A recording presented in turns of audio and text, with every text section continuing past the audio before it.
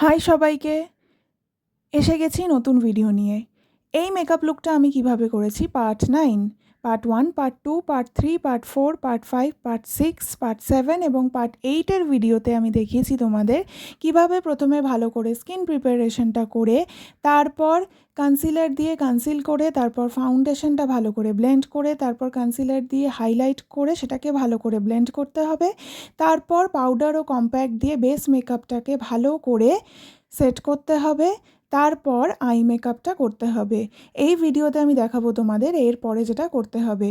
এই ভিডিওটা যদি তোমরা ইউটিউব থেকে দেখো তাহলে আমার ইউটিউব চ্যানেলটাকে সাবস্ক্রাইব করে দিও, যদি ফেসবুক থেকে দেখো তাহলে আমার ফেসবুক পেজটাকে ফলো করে দিও, যদি ইনস্টাগ্রাম থেকে দেখো তাহলে আমার ইনস্টাগ্রামে ফলো করে দিও। তাহলে চলো ভিডিওটা শুরু করা যাক।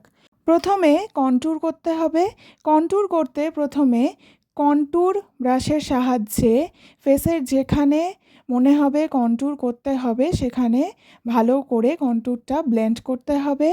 তারপর ব্লাশটা ভালো করে ব্লেন্ড করতে হবে। আজকের ভিডিওতে এই অবধি, বাকিটা দেখাবো তোমাদের পরের ভিডিওতে। এই মেকআপ লুকটা তোমাদের কেমন লাগছে সেটা জানিও কমেন্ট করে। আমি সব ধরনের ব্রাইডাল মেকআপ এবং পার্টি মেকআপ করি। যদি তোমাদের আমার কাজ ভালো লাগে, যদি মনে করো আমার কাছে সাজবে, তাহলে আমাকে বুকিং করতে তোমরা আমার সঙ্গে যোগাযোগ করতে পারো। এই ভিডিওটা ভালো লাগলে লাইক, শেয়ার, কমেন্ট করে দিও।